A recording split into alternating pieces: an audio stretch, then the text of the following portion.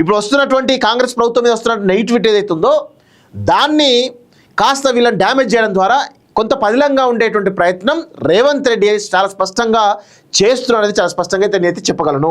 So ఇది ఖచ్చితంగా ఒకే దెబ్బకు రెండు పిట్టల్లాగా రేవంత్ రెడ్డి ఇటు బీజేపీని ఇరకాటంలో పెట్టే ప్రయత్నం చేస్తున్నాడు, అదేవిధంగా ఇటు బీఆర్ఎస్ను కూడా ఇరకాటంలో పెట్టేటువంటి ప్రయత్నం చాలా స్పష్టంగా చేస్తున్నట్టు అర్థమవుతుంది. ఒక పొలిటికల్ గేమ్. నిజంగా ఒకవేళ కేసీఆర్ వీళ్ళు చేసింది కాళేశ్వరంలో చేసింది అవినీతి అనేది చాలా స్పష్టంగా తెలిసిపోయినప్పుడు మరి రేవంత్ రెడ్డి చర్యలు తీసుకోవచ్చు కదా అనుకుంటే తీసుకోడు. ఎందుకంటే ఆయనకు మట్టంటకుండా చేసేటువంటి ఒక ప్రయత్నం చేస్తూ సిబిఐకి కాళేశ్వరం అనేటువంటి అంశం మీద ఈరోజు ఒక ప్రధానమైనటువంటి ఆర్టికల్ అన్ని దాంట్లో కూడా ఇదే సేమ్ సిబిఐకి కాళేశ్వరం అని చెప్పేసి రిపోర్ట్ రావడం జరిగింది. ప్రాజెక్టుపై విచారణ కేంద్ర దర్యాప్తు సంస్థకు అప్పగిస్తూ శాసనసభ నిర్ణయం అంటూ చూస్తూ ఉన్నాం. సో ఇక్కడ కొన్ని విషయాలు మనం మాట్లాడుకోవాల్సిన అవసరం అయితే ఉంది.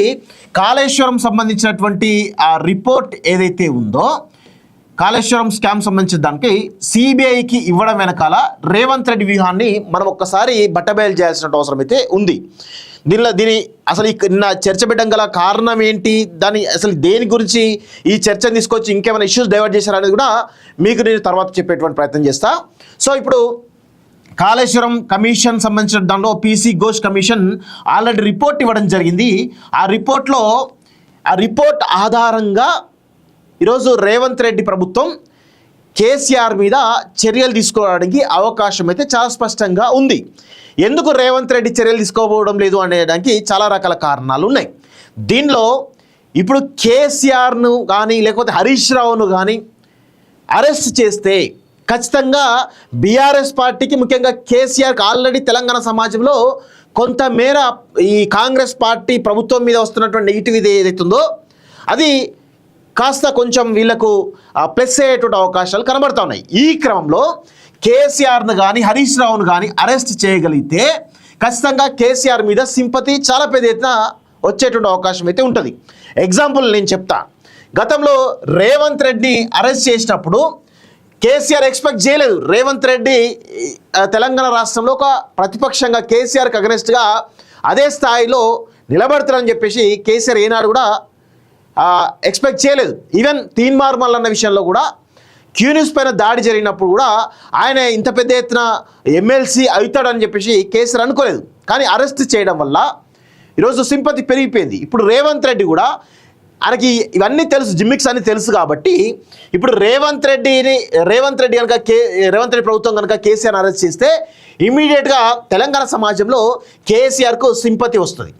100% సింపతి రావడానికి అవకాశం అయితే ఉంటుంది. సో ఈ సింపతి అనేది ఖచ్చితంగా ఓటు రూపంలో డైవర్ట్ అయ్యి ఖచ్చితంగా కాంగ్రెస్ పార్టీ మీద నెగిటివిటీ ఎక్కువైపోయి తెలంగాణ సమాజంలో మళ్ళీ బీఆర్ఎస్ పార్టీ పొరుడు పోసుకునే అవకాశం ఉంటుంది. కాబట్టి ఈ క్రమంలో రేవంత్ రెడ్డికి తన చేతికి మట్టి అంటకుండా ఈ యొక్క అంశాన్ని సిబిఐకి అప్పచెప్పిండు. సో ఇప్పుడు సిబిఐకి అప్పచెప్పడం వల్ల తన చేతికి మట్టి అంటకుండా ఈ బాల్ ఏదైతే ఉందో బీజేపీ కోర్టులో వేసిండు. ఇప్పుడు గతంలో బీజేపీ ఏం చేసింది, కాళేశ్వరం కేసీఆర్కు ఏటీఎం అని చెప్పేసి అమిత్ షా నుంచి మొదలుపెట్టుకుని మోడీ నుంచి మొదలుపెట్టుకుంటే ప్రతి ఒక్కరు కూడా మాట్లాడారు. సో ఇప్పుడు ఈ క్రమంలో ఇప్పుడు కాళేశ్వరం కేసీఆర్కు ఏటీఎం అన్నటువంటి ఇప్పుడు అమిత్ షా కానీ లేకపోతే మోడీ కానీ ఇప్పుడు ఈ సిబిఐకి అప్పగిస్తే సిబిఐ కనుక చర్యలు తీసుకుంటే మరి వీళ్ళను అరెస్ట్ చేస్తుందా అనేది ఇప్పుడు బీజేపీ కోర్టులో బాల్ వేసిండు ఎవరు, రేవంత్ రెడ్డి చాలా స్ట్రాటజికల్గా. సో దీనిలో భాగంగా ఇప్పుడు తన చేతికి ఇప్పుడు ఒకవేళ కేసీఆర్ను కనుక సిబిఐ ఎంక్వైరీ చేసి అరెస్ట్ చేసినా కానీ రేవంత్ రెడ్డి చేతికి మట్టి అంటకుండా కేంద్రం మీద నెగిటివిటీ వచ్చేటువంటి అవకాశం అయితే ఉంటుంది. సో ఈ కోణంలో ఇటు బీజేపీ పైన ఇప్పుడు బీజేపీని రేపొద్దున మేము సిబిఐకి ఇచ్చినాం కదా. గతంలో కిషన్ రెడ్డి కూడా ఒక సందర్భంలో అన్నాడు, మీరు పీసీ ఘోష్ కాళేశ్వరం సంబంధించినటువంటి ఈ స్కామ్ ఏదైతుందో సిబిఐకి అప్పగించండి, ఫోన్ ట్యాపింగ్ సిబిఐకి అప్పగించండి అని అన్నారు కదా. సో మరి ఈ క్రమంలో మోడీ అమిత్ షాలు కానీ ముఖ్యంగా ఇక్కడ ఉన్నటువంటి కేంద్ర మంత్రులు బండి సంజయ్ కానీ కిషన్ రెడ్డి కానీ వీళ్ళు కాళేశ్వరం దానిపైన సిబిఐ ఎంక్వైరీకి పిలిపిస్తే వాళ్ళు కనుక ఆదేశాలు జారీ చేస్తే మరి ఈ యొక్క అరెస్టులు జరుగుతాయా లేవా అనేది వేచి చూడాల్సిన అవసరం అయితే ఉంది. అందుకే చాలా తెలివిగా ఒకవేళ అరెస్ట్ చేయకపోతేనేమో బీజేపీని నిందించడానికి అవకాశం ఉంటుంది. అది రేవంత్ రెడ్డికి ఒక అస్త్రంగా మారేటువంటి అవకాశం ఉంటుంది.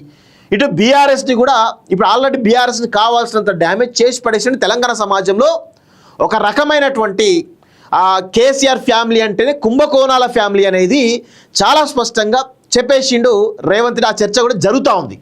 ఎందుకంటే ఇటు కాళేశ్వరం సంబంధించిన విషయంలో కావచ్చు, లేకపోతే ఈ కార్ రేస్ విషయంలో కావచ్చు, లేకపోతే ఫోన్ ట్యాపింగ్ విషయంలో కావచ్చు, మిగతా అంశాలు ఏవైతే ఉన్నాయో వాటన్నింటినీ కూడా ప్రజల ముందు అన్ని నిజానిజాలు పెట్టేసి వాళ్ళు కేసీఆర్ కుటుంబం అనగానే కుంభకోణాల కుటుంబం అనేది చాలా స్పష్టంగా ఒక చర్చ పెట్టేసి ఇప్పుడు వస్తున్నటువంటి కాంగ్రెస్ ప్రభుత్వం మీద వస్తున్న నెగిటివిటీ ఏదైతే ఉందో దాన్ని కాస్త వీళ్ళని డ్యామేజ్ చేయడం ద్వారా కొంత పదిలంగా ఉండేటువంటి ప్రయత్నం రేవంత్ రెడ్డి చాలా స్పష్టంగా చేస్తున్నది చాలా స్పష్టంగా అయితే నేనైతే చెప్పగలను.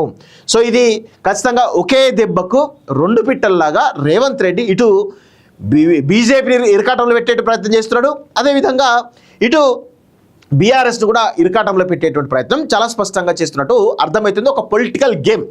నిజంగా ఒకవేళ కేసీఆర్ వీళ్ళు చేసింది కాళేశ్వరంలో చేసింది అవినీతి అనేది చాలా స్పష్టంగా తెలిసిపోయినప్పుడు మరి రేవంత్ రెడ్డి చర్యలు తీసుకోవచ్చు కదా అనుకుంటే తీసుకోడు. ఎందుకంటే ఆయనకు మట్టంటకుండా చేసేటువంటి ఒక ప్రయత్నం చేస్తూ ఒక రాజకీయం ఆడేటువంటి ప్రయత్నం చేస్తున్నట్టు చాలా స్పష్టంగా అర్థమవుతా ఉంది. సో ఇక్కడ చూడండి, రీడిజైన్ పేరుతో కేసీఆర్ 1,00,000 కోట్లు కొల్లగొట్టారు. మరి రీడిజైన్ పేరుతో 1,00,000 కోట్లు కొల్లగొట్టారని చెప్పి అసెంబ్లీ వేదికగా నిన్న రేవంత్ రెడ్డి చెప్పినప్పుడు మళ్ళీ 1,00,000 కోట్లు కొల్లగొట్టినప్పుడు నీకు అధికారం ఉంది, ముఖ్యమంత్రి కదా, మరి ఖచ్చితంగా మరి వీళ్ళందరిపైన చర్యలు తీసుకోవాలి కదా. ఎందుకు సిబిఐకి ఎందుకు ఇవ్వాలి? ఇప్పుడు రాష్ట్ర ప్రభుత్వంలో సిబిసిఐడి ఉంటుంది, ఏసీబీ ఉంటుంది, అన్నీ ఉంటాయి కదా. మరి వాటికి ఇవ్వకుండా సిబిఐకి ఇవ్వడం వెనకాల ఇది ఒక కుట్ర జరుగుతూ ఉందా అంటే బీజేపీని కానీ ఇంకా బీఆర్ఎస్ని కానీ ఇరకాటంలో పెట్టేటువంటి ఒక ప్రయత్నం చాలా తెలివిగా చేస్తున్నట్టు చాలా స్పష్టంగా అర్థమవుతోంది. 8B 8C నోటీసులపై కేసీఆర్ హరీష్ రావులది వితండవాదమని ధ్వజం. అర్ధరాత్రి దాటాక సాగిన సభ, సీఎం ప్రకటన అనంతరం నిర్వధిక వాయిదా. సో ఇక్కడ చాలా స్పష్టంగా ఏంటంటే అర్ధరాత్రి వరకు సభ నడపాల్సిన అవసరం లేదు. ఎందుకు అర్ధరాత్రి వరకు నడపాలి? ఇంకో రేపు ఉంది, ఎల్లుండి ఉంది, ఇంకా ఒక వారం 10 రోజులు పెంచండి, పొడిగించండి. అర్ధరాత్రి ప్రజలందరూ చూడనప్పుడు అర్ధరాత్రి ప్రజలు ఎందుకు చూస్తారు? ఇప్పుడు అసెంబ్లీ పెట్టేదే ప్రజలు చూడడానికి. ప్రజలు చూడనప్పుడు మీరు ఎందుకు అసెంబ్లీ పెడుతున్నట్టు అంటే చాలా తెలివిగా డైవర్ట్ చేసి అన్ని ఇష్యూస్ని డైవర్ట్ చేయడానికి ఇది ఒక ప్రయత్నం జరుగుతున్నట్టుగా చాలా స్పష్టంగా అర్థమవుతా ఉంది. కాళేశ్వరం బ్యారేజ్లో అక్రమాల వైఫల్యంపై మరింత లోతుగా దర్యాప్తు చేయడానికి ఇంకా లోతుగా ఏముంటుంది? పీసీ ఘోష్ అనేటువంటి వ్యక్తి ఆల్రెడీ ఆయన ఒక జస్టిస్గా రిటైర్డ్ జస్టిస్గా ఉన్నాడు. మరి ఆల్రెడీ ఉన్నాక కూడా ఇంకా లోతుగా చేయాల్సిన అవసరం ఉంది. అంటే జస్టిస్ కంటే లోతుగా సిబిఐ చేస్తుందా? చేయదు కదా. ఆల్రెడీ జస్టిస్ అంటేనే అన్ని లా పాయింట్స్ అన్ని రకాలుగా ఆయన ఎంక్వైరీ చేసి దాదాపు 600 పేజీల రిపోర్ట్ ఇచ్చిండు. ఇంకా దానిలో లోతుగా చర్చించాల్సిన అవసరం ఏమున్నది? దానిలో లోతుగా ఇంకా విచారణ చేయాల్సిన అవసరం ఏమున్నది? అలా నీ దగ్గర రిపోర్ట్ ఉన్నప్పుడు ఎందుకు చర్యలు తీసుకోవడం లేదు అనేది ఒకసారి తెలంగాణ సమాజం కూడా ఆలోచించుకోవాలి. ఆదివారం శాసనసభలో జస్టిస్ పీసీ ఘోష్ కమిషన్ నివేదికపై జరిగిన చర్చకు సమాధానం ఇచ్చిన ముఖ్యమంత్రి రేవంత్ రెడ్డి ఈ నిర్ణయాన్ని ప్రకటించారు. కాళేశ్వరం ప్రాజెక్ట్ నిర్మాణంలో అంతరాష్ట్ర ప్రభుత్వాలు, కేంద్ర ప్రభుత్వ సంస్థలైనటువంటి ఆర్ఈసీ, పిఎఫ్సి భాగస్వామ్యమై ఉన్నాయని, అందుకే ఈ కేసును సిబిఐకి అప్పగించడం సముచితమని శాసనసభ భావిస్తోంది. సో ఎందుకు వాళ్ళు తప్పు చేసినా వాళ్ళపైన చర్యలు తీసుకోవాలి. ఇప్పుడు సిడబ్ల్యూసీ తప్పు చేసింది అంటున్నారు, ఆర్ఈసీ తప్పు చేసింది అంటున్నారు, అదేవిధంగా పిఎఫ్సి భాగస్వామ్యం అంటున్నారు, ఎన్విరాన్మెంటల్ అంటున్నారు, ఇంకా చాలా రకాల డిపార్ట్మెంట్స్ ఉన్నాయి కదా, జాతీయ సంస్థలు.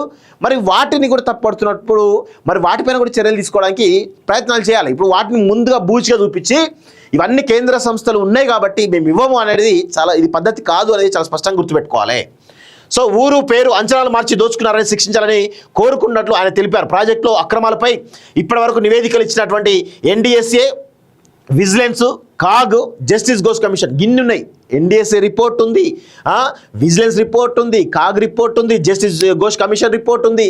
ఇన్ని కాదని మళ్ళీ సిబిఐకి ఇస్తా ఉన్నారు. అంటే ఎంత ఘోరాతిఘోరమైనటువంటి ప్రయత్నం ఉందో ఒకసారి చూడండి. గత ప్రభుత్వాన్ని నాటి ప్రభుత్వ పెద్దల్ని తప్పు పట్టాయన్నారు. తమ పరిధిలో ఉన్న ఏ సంస్థ దర్యాప్తు చేసినా తమ చిత్తశుద్ధిని శంకిస్తారని, అందుకే శేషభిషలకు తావు లేకుండా కేసు సిబిఐకి అప్పగిస్తున్నట్లు ప్రకటించారు. ఆదివారం అర్ధరాత్రి దాటాక సాగిన సభ సీఎం ప్రకటన అనంతరం నివేదికంగా వాయిదా పడింది. రాష్ట్రానికి గుదిబండగా మార్చారు అంటూ చూస్తూ ఉన్నాం. సో ఇటు బీఆర్ఎస్ పార్టీ ఏం చేస్తూ ఉంది?